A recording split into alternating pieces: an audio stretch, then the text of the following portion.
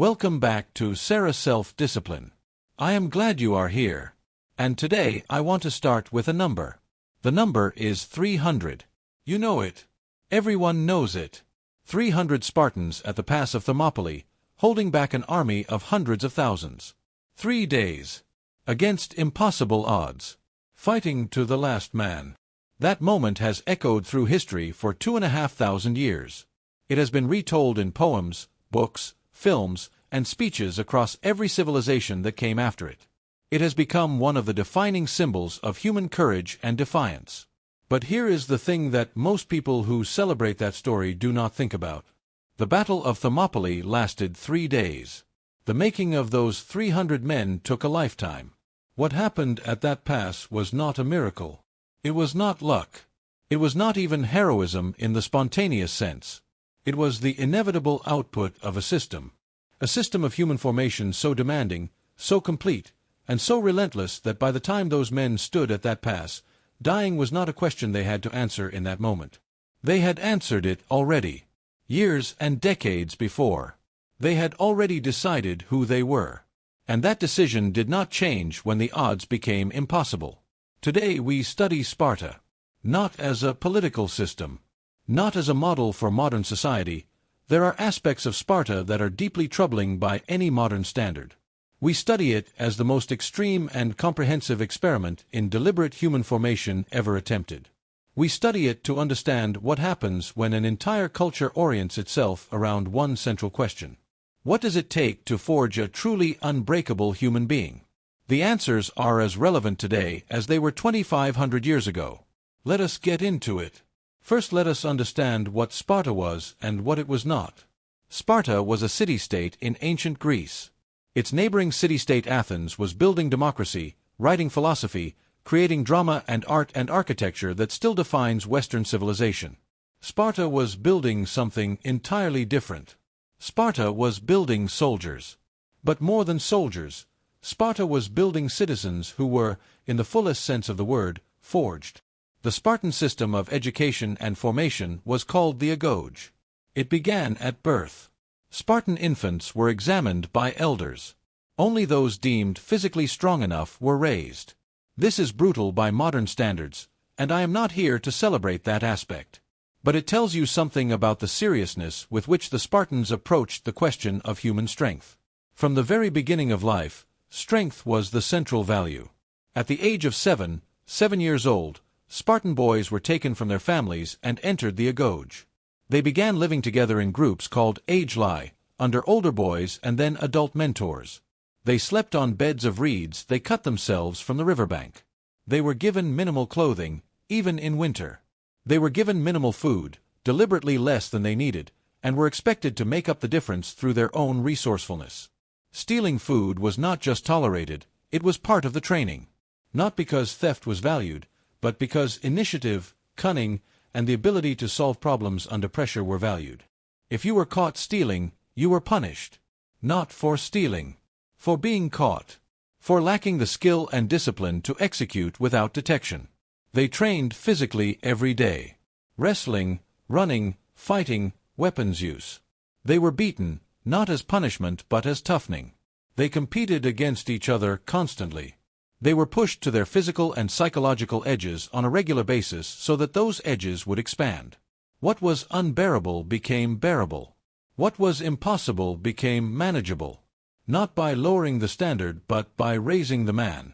By the time a Spartan male completed the Agoge at the age of 18, he had spent 11 years in a process of continuous, deliberate, systematic hardship.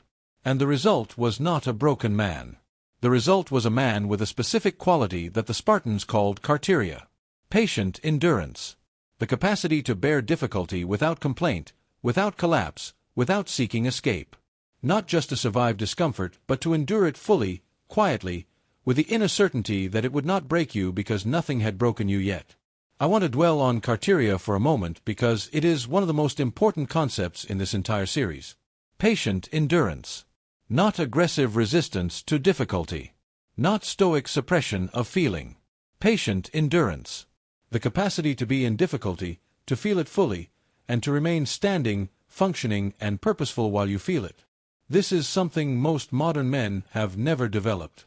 And the reason they have never developed it is that modern life has been engineered to remove the necessity for it. Uncomfortable? There is an app for that. Bored? Infinite entertainment at your fingertips. Hungry? Food delivered to your door in 20 minutes. Cold?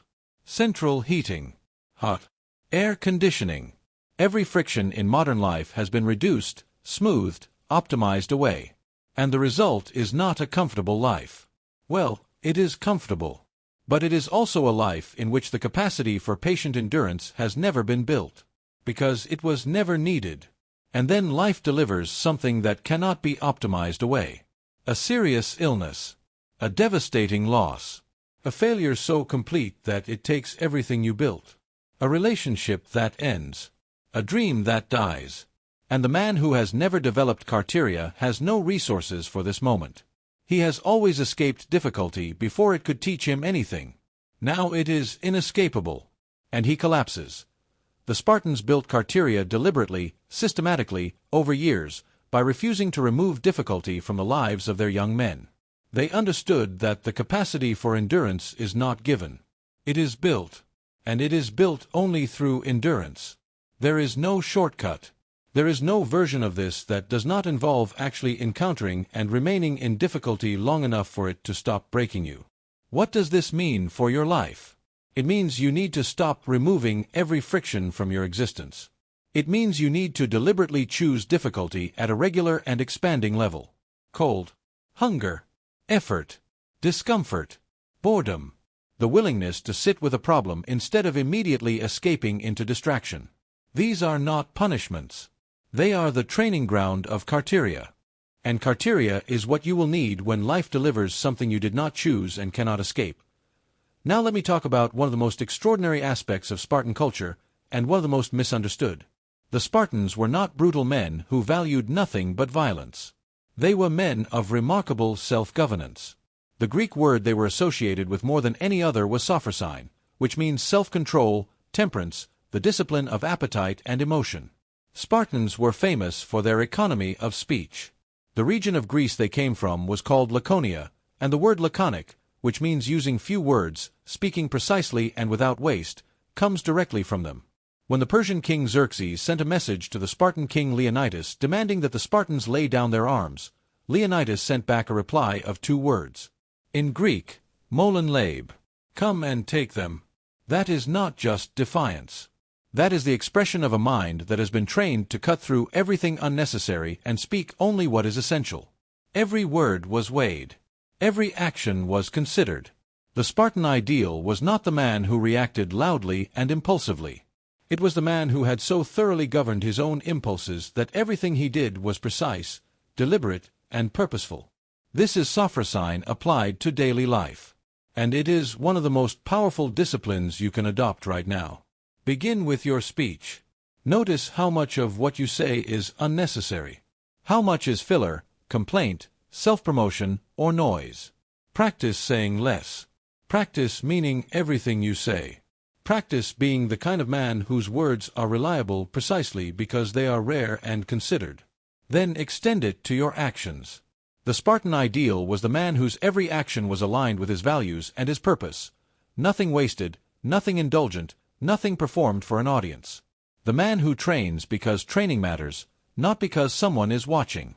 Who eats in a way that serves his strength. Who rests because rest is part of the system. Who speaks truth because truth is non-negotiable. Every action governed by the same internal code that governed everything else. Sophrosyne is the discipline of self-governance in the deepest sense. Not just discipline of behavior, but discipline of appetite, emotion, speech, and desire. The Spartans trained it as rigorously as they trained their bodies. Because they understood that a man who cannot govern himself cannot be trusted to govern anything else. Let me tell you about the Karteria. This was a practice in the Spartan Agoge that is controversial but reveals something important about the Spartan philosophy of fear. At a certain point in their training, young Spartan men were sent out alone, without weapons, without supplies, without the safety of their unit, to survive on their own for a period of time. In isolation. In the dark. In the wilderness. The purpose was not primarily the physical survival test, though that was part of it. The deeper purpose was to confront fear. To be completely alone, in the dark, without protection, without the comfort of companions, and to discover whether the fear that arose in that isolation would govern you or whether you would govern it. The Spartans had a specific relationship with fear that is relevant here. They did not pretend fear did not exist. They did not celebrate numbness or the absence of feeling. Their ideal was not the man who felt no fear. Their ideal was the man who felt fear and acted correctly anyway. Phobos, the god of fear, was actually worshipped at Sparta. Not to be rid of him, to understand him, to know him so well that he could no longer surprise you, to be intimate with fear so that its presence no longer paralyzed your will. This is a profound psychological insight that modern culture has almost entirely lost. We treat fear as something to be eliminated.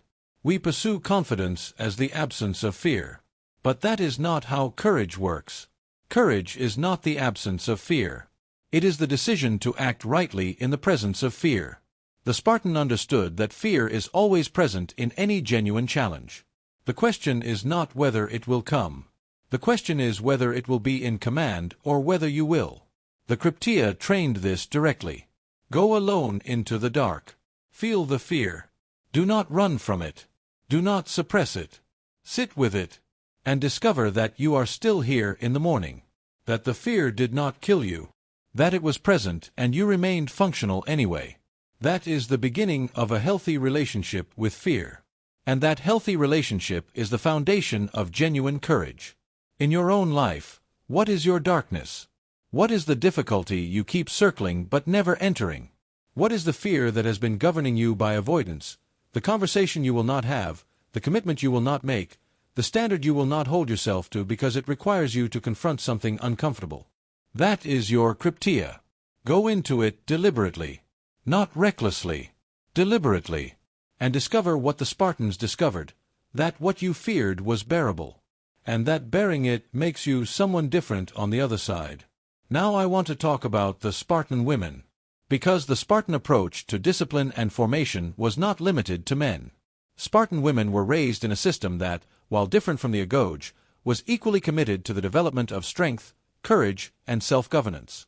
This was radically unusual in the ancient world. Spartan women trained physically. They ran, wrestled, competed. They were educated. They were expected to manage households and estates independently when their husbands were away at war, which was frequently and for long periods. They were not expected to be passive or dependent. They were expected to be strong. And the Spartan cultural expectation of women regarding courage is captured in some of the most famous stories from the ancient world. A Spartan mother, sending her son to battle, is said to have handed him his shield with the words, "With this, or on this. Come back carrying it in victory, or be carried back on it dead. Do not come back having thrown it away to run." Another story tells of a Spartan woman who learned that her 5 sons had all died in battle. When the messenger came to tell her the news expecting to console her, she replied, "I did not ask about my sons. I asked whether Sparta was victorious. When told it was," she said, "then I am glad they died worthily. Now I am not here to celebrate the absence of grief or to suggest that strength means the suppression of love and loss. That is not the point of these stories. The point is that in Spartan culture, the value of how you lived, the standard you held, the courage you showed, the worthiness of your conduct, was understood to matter more than mere survival. The question was not just did you live. The question was how did you live? Were you equal to what the moment demanded? That question, were you equal to what the moment demanded, is one of the most important questions in self-discipline. Because most of the time the moments that demand something from you are not dramatic moments. They are ordinary moments.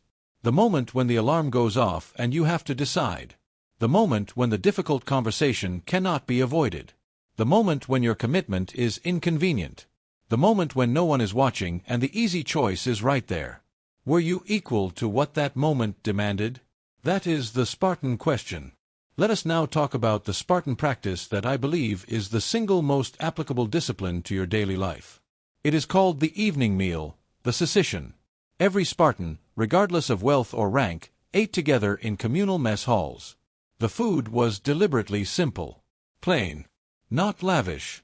The most famous Spartan dish was black broth, a soup made from pork boiled in blood and vinegar.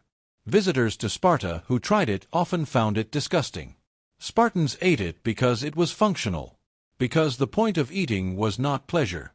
The point of eating was to sustain the body for what it needed to do. This practice, eating simply and communally, with no distinction of rank or wealth at the table, served multiple functions. It prevented the development of the kind of soft, pleasure-seeking appetite that the Spartans associated with weakness and decadence. It built communal bonds. It reminded every Spartan, from the king down, that no man was above the common standard. And it trained the most fundamental form of self-discipline, the discipline of appetite. Your relationship with food, with pleasure, with comfort, with instant gratification, that relationship tells you everything about the state of your self-governance. Not in a moralistic sense. In a purely practical sense. The man who is governed by his appetites, who cannot delay gratification, who cannot choose the functional over the pleasurable, who cannot say no to comfort, that man is governed at the most basic level by impulse rather than intention. And a man governed by impulse at the basic level will be governed by impulse at every level. You do not need to eat black broth. But the principle of the cessation is this: your daily choices about appetite and comfort are training your will. Every time you choose the functional over the pleasurable when it matters, you are building the governance of appetite. Every time you give in to impulse as the default, not as a considered choice, just as the line of least resistance, you are eroding it. Now let us bring everything together. Because the Spartan system was not a collection of separate practices. It was a unified, integrated system in service of a single purpose, the formation of a specific kind of person. And that purpose was expressed in a single Spartan value above all others. The Greek word arete. Excellence. Not mediocrity with discipline. Not survival. Not adequacy. Excellence. The fullest possible expression of your capacity in every domain of your existence. The Spartans believed that every human being had a potential that went largely unrealized in most lives because most lives were too soft, too comfortable, too undisciplined to activate what was actually there. The Agoge was not designed to break men. It was designed to reveal them. To strip away everything weak and comfortable and habitual until what remained was something real. Something that had been forged rather than merely born. That is the invitation of this episode. Not to recreate the Agoge. Not to make your life brutal for its own sake. But to ask yourself honestly, are you living at your actual capacity? Or are you living far below it because comfort and convenience have never demanded that you find out where your ceiling actually is? Most people never find out. They live their whole lives operating at 40 or 50% of what they were actually capable of. Not because they lacked talent or intelligence or opportunity. Because the life they built never required them to find the rest. They were never cold enough, hungry enough, pushed enough, stripped enough to discover what was actually underneath the comfort.